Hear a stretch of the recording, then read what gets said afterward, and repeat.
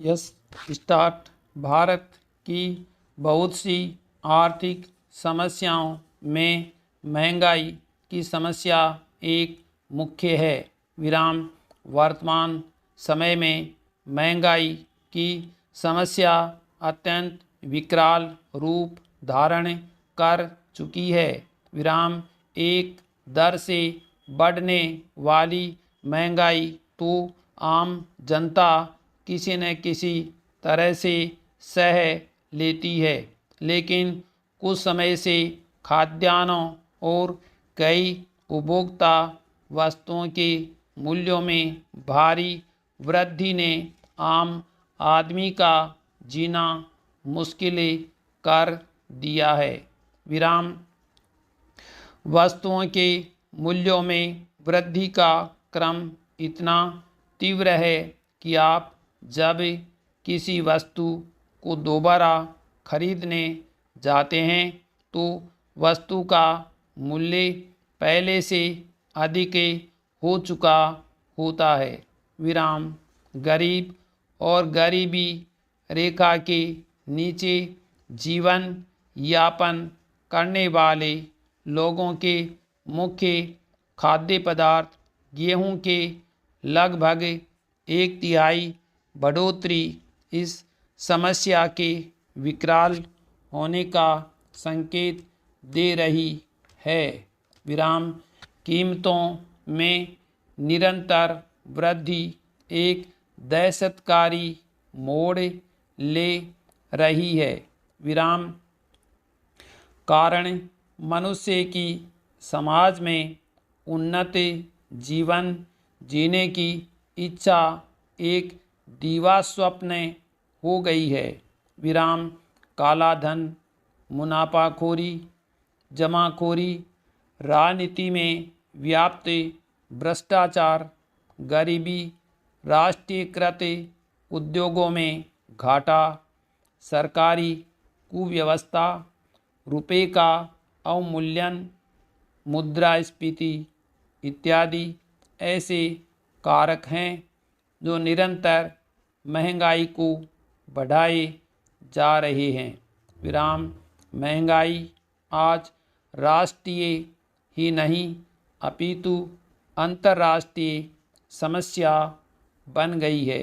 विराम महंगाई के कारण असंतोष बढ़ रहा है और हर वर्ग के लोग त्रस्त हैं।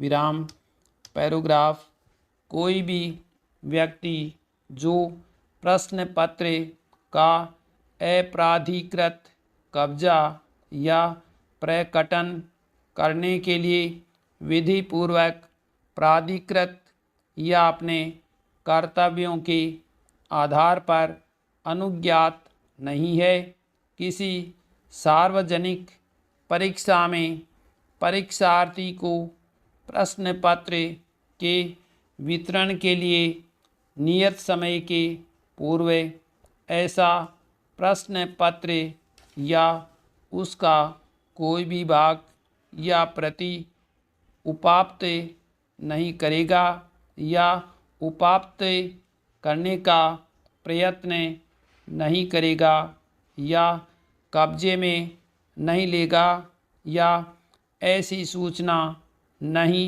देगा या देने का प्रस्ताव नहीं करेगा जिसके प्राप्त या संबंधित होने को वह जानता है या ऐसा विश्वास करने का उसके पास कारण है।